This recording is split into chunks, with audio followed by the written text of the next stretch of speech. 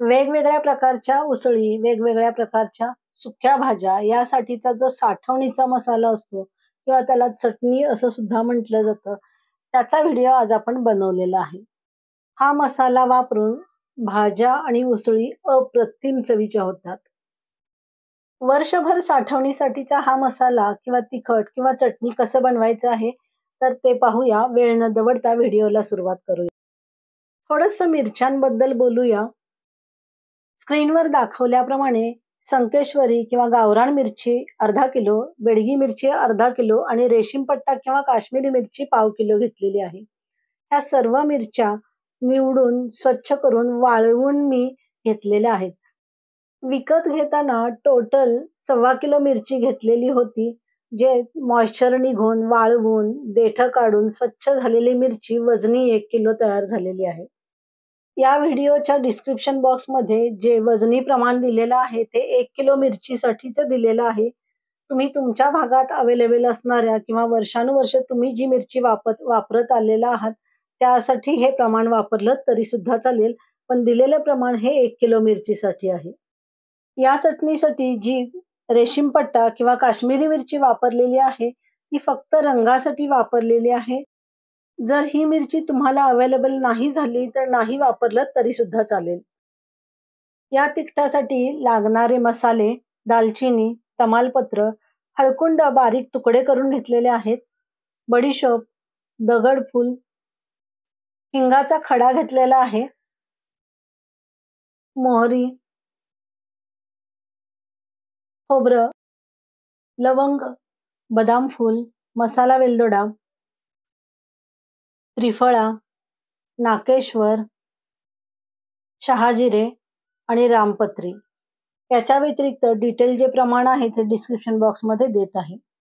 याशिवाय काळं मोठं मीठ, तीळ, जिरे, धने आणि सुकं खोबरं घेतलेलं आहे.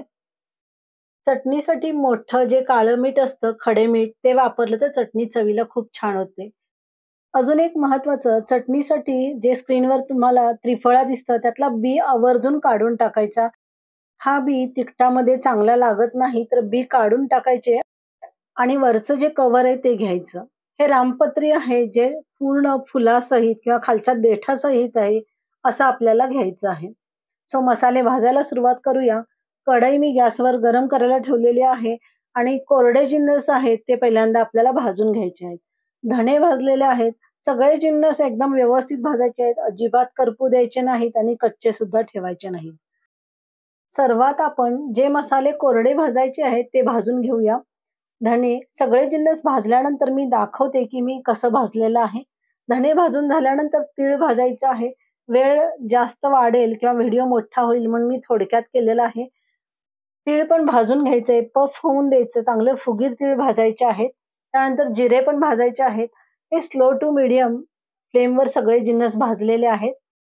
आपण मसाले कसे भाजलेले आहेत याच्यावर तिखटाची चव खूप अवलंबून आहे. त्यामुळं मसाले भाजताना गॅस सोडून इकडे इकडे कुठेही जायचं नाही. नंतर बडीशोप सुद्धा मी भाजून घेतलेली आहे. जेवढे कोरडे जिन्नस आहेत तेवढे व्यवस्थित भाजून घ्यायचे आणि बाजूला एका ताटामध्ये काढून ठेवलेले आहेत.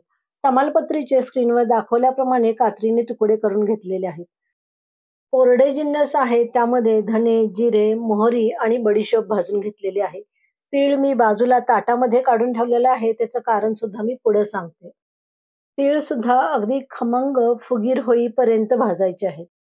आता आपले सगळे कोरडे जिन्नस भाजून झालेले आहेत. आता आपण जे तळायचे आहेत किंवा तेल टाकून भाजायचे आहेत ते जिन्नस बघूया. कढईमध्ये थोडंसं तेल घातलेलं आहे आणि लवंग अगदी पफ होईपर्यंत आपल्याला चांगले तेलात तळून घ्यायचे. तळून घ्यायचे जिन्नस मी त्या स्क्रीनवर तुम्हाला दाखवते. लवंग, दालचिनी, नाकेश्वर, बदाम फूल सगळे जिन्नस आपल्याला व्यवस्थित तळून घ्यायचे आहेत. मसाला वेलदोडा सुद्धा इथं तळून घेतलेला आहे. मसाले तळताना अगदी दाबून व्यवस्थित भाजून घ्यायचे आहेत. यानंतर मी इथं हळकुंड पण तळून घेतलेला आहे. तो व्हिडिओ स्किप झालेला आहे, त्याच्यामुळेच तेल हे पुढचं पिवळं झालेलं आहे. हळकुंड तळून घेतल्यानंतर त्यामध्येच मी तमालपत्र सुद्धा तळून घेत आहे स्क्रीनवर दाखवल्याप्रमाणे. लवंग, नाकेश्वर, बदाम फूल, मसाला वेलदोडा, हळकुंड, रामपत्री, त्रिफळा, हिंग खडा तळून घेतलेला हिंगखडा थोडे तुकडे करून तळायचे म्हणजे आतपर्यंत व्यवस्थित तळला जातो. दालचिनी सुद्धा व्यवस्थित तळून घ्यायची. आतली बाजू ब्राऊन राहिली पाहिजे एवढं लक्षात ठेवायचं. इथं आपले सगळे जिन्नस तळून झालेले आहेत आणि तळलेले जिन्नस जे कोरडे मसाले आपण भाजून ठेवले होते त्यामध्ये आपल्याला घालून ठेवायचे आहेत. इकडे दुसऱ्या कढईमध्ये थोडंसं तेल घातलेलं आहे आणि त्यामध्ये खोबऱ्याचे एकसारख्या आकाराचे तुकडे तळून घ्यायचे आहेत. एक इथं सगळ्यात महत्वाची टीप, खोबरं अजिबात किसून घ्यायचं नाही. स्क्रीनवर दाखवल्याप्रमाणे एकाच आकाराचे तुकडे करायचे आणि स्लो टू मीडियम फ्लेमवर अगदी एकसारखे छान खोबरं तळून घ्यायचं आहे. स्क्रीनवर दाखवल्याप्रमाणे सगळ्या खोबऱ्याला अगदी एकसारखा कलर आलेला आहे आणि एकसारखं हलवत राहायचं आहे, सोडून आजूबाजूला कुठेही जायचं नाहीये. गुलाबी रंगावर खोबरे तळून झाल्यानंतर प्लेटमध्ये आपल्याला बाजूला काढून घ्यायचे आहेत. त्याची कुकिंग प्रोसेस अजून थोडी चालूच राहते म्हणून या रंगावरच आपल्याला खोबरं कढईतनं बाजूला काढून घ्यायचं आहे. तळून थंड झालेले मसाले आणि कोरडे भाजलेले मसाले हे गार होऊन परत मऊ पडू नयेत म्हणून एका कॅरी बॅगमध्ये मी एकत्र करून ठेवलेले आहेत. पण यामध्ये आपण तळलेलं खोबरं मिक्स करणार नाही आणि जे आपण भाजून ठेवलेले तीळ आहेत त्यामधले थोडे 2 मूठ तीळ त्या कॅरी बॅगमध्ये घालणार आहे आणि उरलेले तीळ आपण वर तसेच ठेवणार आहे. हे तीळ कधी वापरायचे आणि कुठं वापरायचे ते व्हिडिओमध्ये मी पुढे सांगेन. आता इथं तळलेले आणि भाजलेले सगळे जिन्नस मऊ पडू नयेत म्हणून मी एका कॅरी बॅगमध्ये बांधून बाजूला ठेवलेले आहेत. इथपर्यंतची सर्व तयारी आदल्या दिवशी करून घ्यायची आहे. दुसऱ्या दिवशी सकाळी तिखट कुटायला जायच्या वेळी लागणारं तेल आहे ते मी इथं गरम करून बाजूला थंड करायला ठेवलेलं आहे आणि जे तीळ आपण बाजूला काढून ठेवले होते ते मिक्सरमध्ये मी बारीक करून घेतलेलं आहे. बारीक करून झालेले तीळ मी एका बुट्टीमध्ये काढून घेतलेलं आहे आणि जे खोबरं आपण तळून काल ठेवलेलं होतं ते खोबरं आता इथं आपल्याला बारीक करायचं आहे. खोबरं इथं मिक्सरला बारीक करून घ्यायचं आहे आणि जिथं तीळ आपण काढून ठेवलेले आहेत त्या बुट्टीमध्येच आपल्याला खोबरं सुद्धा बारीक केलेलं घालायचं आहे. एकटं खोबरं व्यवस्थित बारीक होत नाही म्हणून त्याच्यासोबत आपण तीळ बारीक करायला ठेवले होते. सगळं तीळ आणि खोबरं बारीक झाल्यानंतर परत एकदा मिक्सरच्या भांड्यामध्ये घालायचं आहे आणि त्याच्यामध्ये जे तेल आपण गार करायला ठेवलं होतं ते तेल थोडंसं यामध्ये घालायचं आणि परत एकदा मिक्सरला फिरवून त्याची बारीक गुळगुळीत अगदी पेस्ट झाली पाहिजे इतकं आपल्याला ते बारीक करून घ्यायचं आहे. डंकामध्ये खोबरं व्यवस्थित बारीक होत नाही म्हणून ही स्टेप इथं फार महत्वाची आहे. बारीक झालेली पेस्ट एका डब्यामध्ये काढून घेतलेली आहे. आपली सगळी तयारी झालेली आहे. मिरची, तीळ, खोबऱ्याची पेस्ट, मोठं खडे मीठ आणि जे आपण सगळे कोरडे आणि तळलेले जिन्नस एकत्र पिशवीमध्ये करून ठेवलेले आहेत, हे सगळे जिन्नस आता तयार आहे. सो आता आपण डंकावर जाऊया. इथं मी एकूण 3 प्रकारचे तिखट तयार केलेले आहेत म्हणून प्रत्येक पिशवीमध्ये मी लेबल टाकलेले आहेत. तिखट कुटायच्या मावशींनी डंक सगळा स्वच्छ करून ठेवलेला होता. त्यामध्ये मिरच्या घातलेल्या आहेत आणि त्यासोबतच जे तळलेले आणि भाजलेले मसाले आहेत ते सुद्धा यामध्येच घातलेले आहेत आणि सगळे एकदमच कुटून घेत आहे. डंकावरचं तिखट दाखवण्याचा उद्देश इतकाच आहे की ज्या गृहिणी डंकावर तिखट न करता घरी मिक्सरवर तयार करतात त्यांना तिखट करण्याचा हा सिक्वेन्स माहिती होईल. मिरची कुटताना सोबत मधून मधून मीठ घालत आहेत. जसजशी मिरची बारीक होईल तशी बाजूला चाळणीने बुट्टीमध्ये चाळून घेतली जात आहे. जर तुम्ही डंकावर करणार असाल तर सगळी तयारी करून नेल्यानंतर त्या मावशी तिथल्या व्यवस्थित तिखट करून देतात. तरी सुद्धा आपल्याला बेसिक माहिती असावं म्हणून हा व्हिडिओ बनवण्याचा उद्देश.